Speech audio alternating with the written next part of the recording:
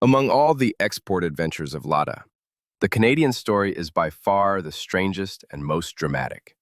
In this video, I'll tell you how these Soviet cars ended up across the ocean and why they were sometimes banned from refueling or even parking.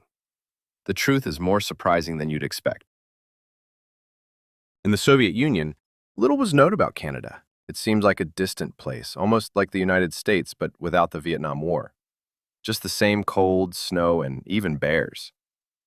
Canada didn't take an active role in political intrigues against the USSR and was almost invisible on the global stage.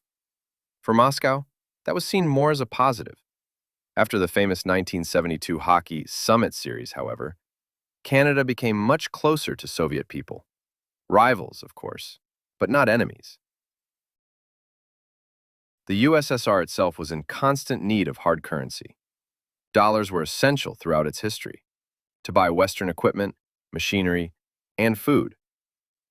From Canada alone, the Soviets were purchasing millions of tons of grain, around 3 million tons annually in the early 70s, and by the mid-80s, that figure had risen to 11 million.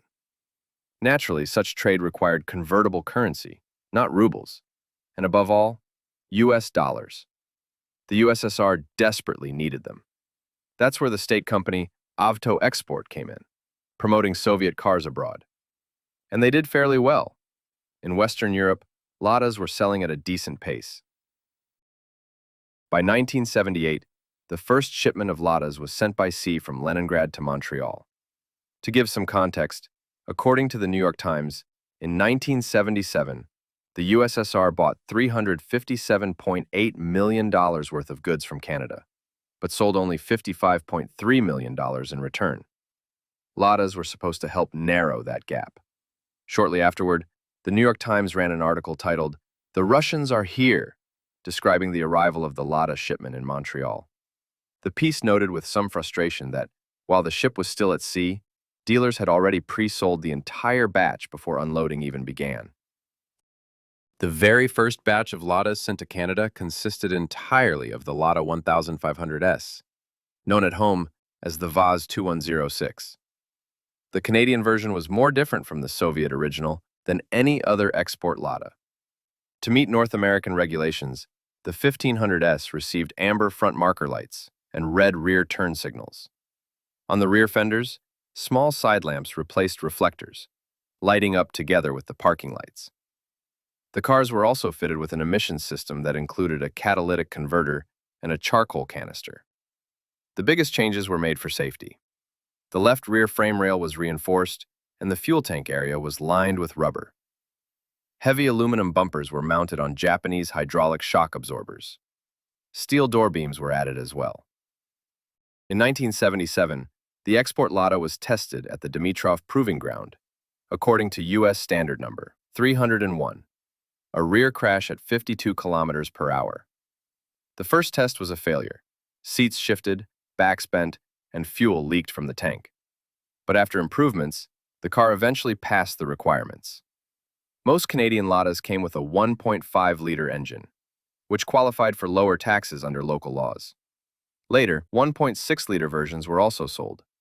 The warranty was 12 months or 12,000 miles, just under 20,000 kilometers. Lada's business in Canada was off to a fantastic start. After the first shipment of cars sold out instantly, a second and third batch quickly followed. In the first year, around 1,000 cars were sold, and by 1979, the number had grown to 5,650. Lada Cars of Canada even complained that, due to overwhelming demand, they couldn't always provide customers with the car color they wanted. The success had a simple reason. The Lada 1500S cost only $10 more than the tiny British Mini, yet was a full $1,000 cheaper than the hugely popular Honda Civic in North America. And, late 1970s, American press noted that, in terms of specs and even interior trim, the Lada wasn't far behind its European and Japanese competitors.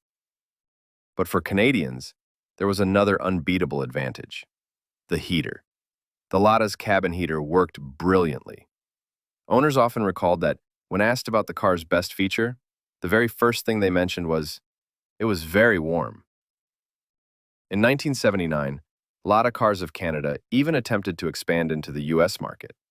To make that possible, Avto Export and the Canadian firm signed a contract to adapt a GM automatic transmission for the Soviet car.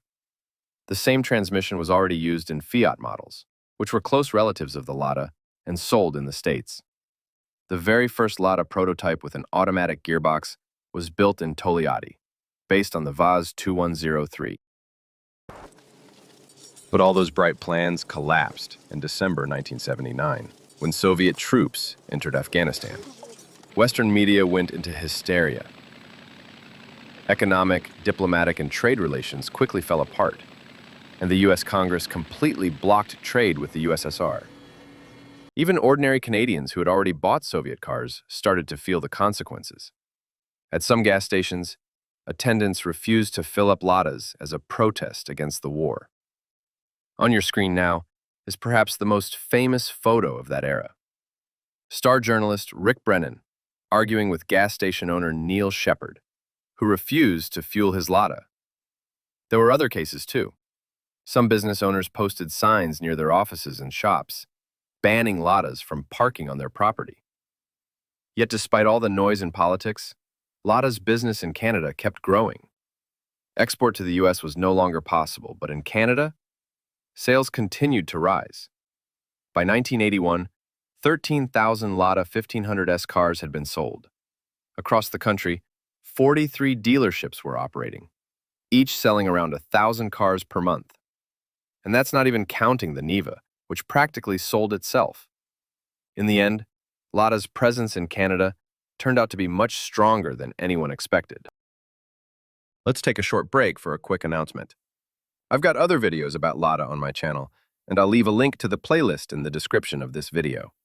And as always, if you enjoy what I do, the best support for the channel is a subscription, a like, and a comment. It doesn't take much for you, but it helps the channel a lot. Now, let's get back to the story. In 1982, another Lada model entered the Canadian market, the Vaz 2105, better known as the Riva. But before deliveries began, the Canadian dealers held a small internal meeting. The problem was that the 2105 didn't meet North American lighting standards, which turned out to be the main obstacle. Still, despite the difficulties, the shipments went ahead. Thanks to the dealers' efforts, the car was brought into full compliance with North American laws and requirements. The first step was redesigning the headlights, something that didn't cause major problems, since they already had experience with such modifications. For comparison, look at the Mercedes W126 or the Citroën DS21. The top headlights are the European version, and the bottom ones are the North American version. The Lada went through a similar transformation. In Canada, the car was marketed under a new name, Signet. And here's the unusual part. It could even be ordered with LPG equipment or an automatic transmission. For a Soviet car of that era, that was quite remarkable. In 1984, Lada continued its expansion into the North American market.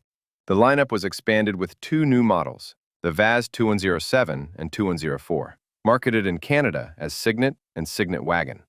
Interestingly, these models didn't require modified headlights, unlike the earlier 2015. Whether it was due to changes in legislation or other circumstances is unclear, but the fact that they kept their factory optics was definitely an advantage. After all, the Canadian spec headlights on the 2015 looked, to put it mildly, awkward. The Signet was offered both in standard trim and in an upgraded version, the Signet GL. Local dealers repainted the cars in more prestigious shades, added branded decals, extra moldings, and stylish new wheels that looked far better than the stock ones. The wagon could be ordered with optional roof rails and even faux wood side panels, a very popular styling trend in North America at the time. Unfortunately, photos of a Canadian Lada with this decor have yet to surface. Warranty terms were also improved. 3 years or 80,000 kilometers, plus a 5-year anti-corrosion warranty. Most cars came with a 1.5-liter engine and a new 5-speed gearbox, though automatic transmissions were also available.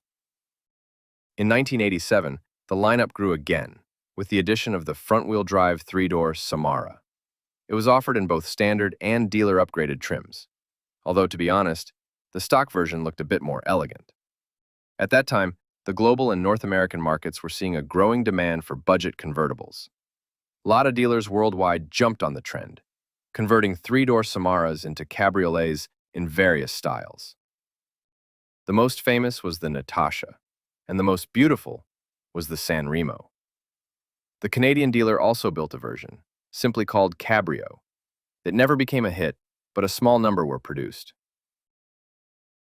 And finally, in 1991, the Canadian lineup was expanded again, with the addition of the five-door Samara hatchback and sedan. Despite the collapse of the Soviet Union, Lada's management continued to hold on to the Canadian market and even made plans for the future. In 1992, Vaz engineers and testers, together with specialists from General Motors, adapted an American fuel injection system for the Vaz 2110.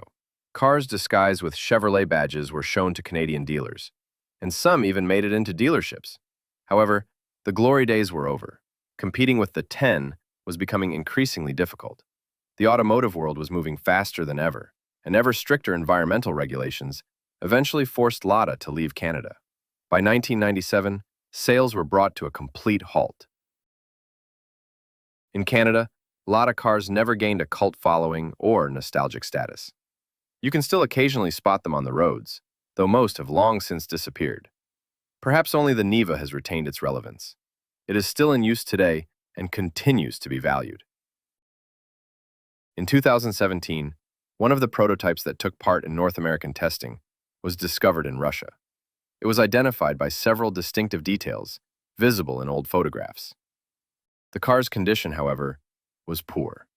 Enthusiasts tried to purchase it, but the owner demanded an astronomical price. Most likely, this unique vehicle will end its days either in a scrapyard or as a parts donor. They say that in Toronto, there is still a building known as the Lada Building. It used to be the headquarters of Lada Cars of Canada, and when official sales ended, the logo was never taken down. It remains to this day, and locals still refer to it as the Lada Building, a small but living piece of Lada's Canadian history. And that's the end of today's video. Thank you for watching. Don't forget to like, comment, and subscribe, and stay tuned for more interesting stories.